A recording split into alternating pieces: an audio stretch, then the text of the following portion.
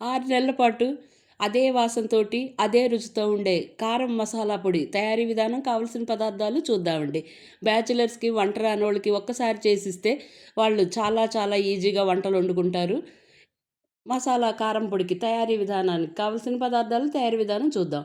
అందరికీ నమస్కారం అండి. స్టవ్ మీద కడాయి పెట్టి బాగా వేడైన తర్వాత ఒక స్పూన్ నూనె వేడయించేసి దానిలో ఒక 2 టేబుల్ స్పూన్లు స్టోన్ ఫ్లవరు, ఒక టేబుల్ స్పూన్ అంత దాల్చిన చెక్క ముక్కలు,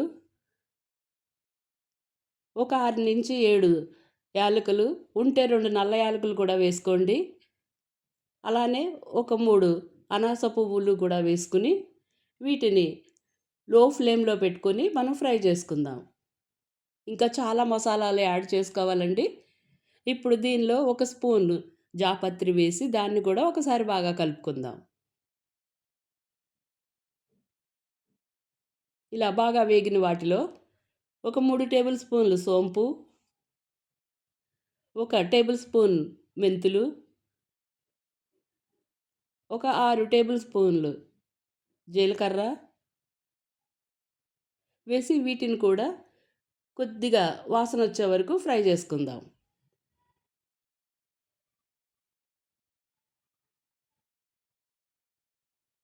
ఈ పొడి మనం తయారు చేసి పెట్టుకుంటే నూనెలో కూరలు వేసి ఉడికిన తర్వాత ఈ పొడి చల్లుకుంటే ఇంకే మసాలాలు అక్కర్లేదండి. ఒక గుప్పెడంత బే లీవ్స్ బిర్యానీ ఆకులు కూడా వేసుకుని, అలానే ఒక కప్పు ధనియాలు కూడా వేసుకుందాం. ఇప్పుడు తయారు చేస్తున్న మసాలా కొలతలన్నీ ఒక 300 గ్రామ్స్ కారానికి సరిపడినంతండి. ఇప్పుడు వీటిని బాగా మరొక 5 నిమిషాల పాటు లో ఫ్లేమ్‌లో ఫ్రై చేసుకుంటూనే ఉందాం. మాడకూడదు. అలానే మంచి వాసన కూడా వచ్చే వరకు వేయించుకుందామండి.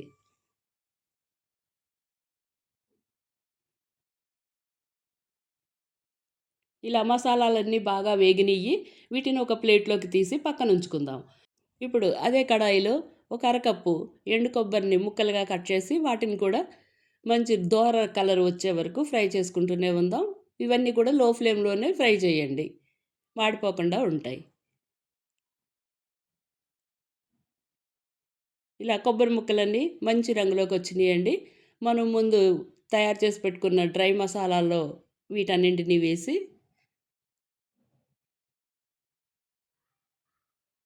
ఇప్పుడు కడాయిలో మరింత నూనె వేసుకుని ఒక 5 పెద్ద సైజు ఉల్లిపాయల్ని సన్నగా ముక్కలుగా చేసుకున్న వాటిని కూడా వేసుకుని నూనెలో బాగా వేడైన తర్వాత వీటిని ఫ్రైడ్ ఆనియన్స్ కింద చేసుకోవాలండి. కొత్తగా చూసేవారు, పాతవారు వీడియోని మధ్య మధ్యలోని స్కిప్ చేయకుండా పూర్తి వీడియో చూసి ఒక లైక్, ఒక కామెంట్ మీ ఫ్రెండ్స్, ఫ్యామిలీ మెంబర్స్‌కి షేర్ చేయటం, అలానే సబ్స్క్రైబ్ చేసుకోవటం కూడా మర్చిపోవద్దండి. ఇప్పుడు ఒక 3 నిమిషాల తర్వాత ఫ్రైడ్ ఆనియన్స్ రెడీ అయిపోయినాయండి. వీటిని పొట్టు ఒలిచిన ఒక 3 ఇంచుల అల్లం ముక్కలు, ఒక 2 వెల్లుల్లి రేకలను పొట్టు తీసిన వాటి ప్లేట్‌లోని వేసుకుని చల్లారడానికి పక్కనుంచుకుందాం. అదే నూనెలోని ఒక గుప్పుడంత కరివేపాకును వేసి బాగా కరకరలాడే వరకు ఫ్రై చేసుకుందాం. ఇలా ఫ్రై చేసుకున్న కరివేపాకుని మసాలాలు వేసిన ప్లేట్‌లో వేసి పూర్తిగా చల్లారిన వాటిని మిక్సీ జార్‌లో వేసుకొని మెత్తటి పౌడర్‌గా చేసుకుందాం.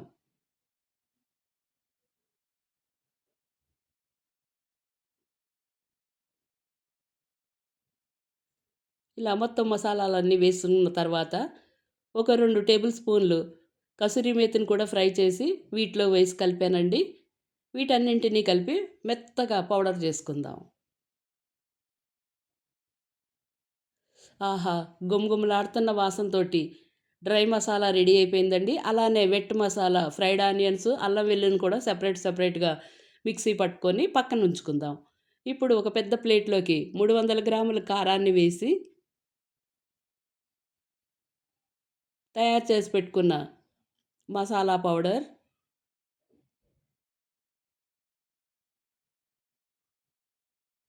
ఒక 2 టేబుల్ స్పూన్లు పసుపు,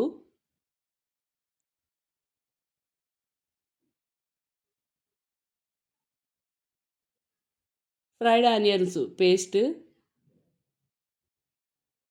అలానే అల్లం వెల్లుల్లి పేస్ట్ కూడా వేసుకుని ఈ డ్రై వెట్ మసాలాలు, పసుపు ఈ కారంలో బాగా కలిసేలాగా కలుపుకుందాం. కలుపుతుంటేనే గుమగుమలాడుతున్న వాసనండి.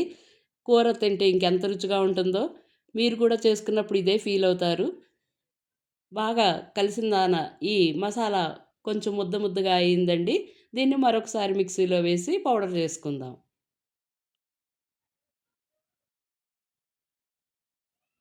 ఇలా మరోసారి మిక్సీ జార్‌లో వేసుకొని పౌడర్ చేసుకున్న ఈ కారాన్ని ప్లేట్‌లో వేసి ఆరనిద్దాం కొద్దిసేపు.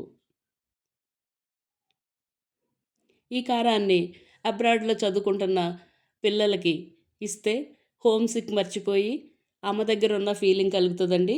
అలానే కొత్తగా పెళ్ళైనోళ్ళు, బ్యాచిలర్స్‌కి కూడా చాలా యూజ్‌గా ఉంటుంది. ఇప్పుడు స్టోర్ చేసుకుంటానికి ఎండలో బాగా ఎండపెట్టిన ఒక పొడి గాజు సీసాలోని ఈ కారాన్ని నింపుకుందాం.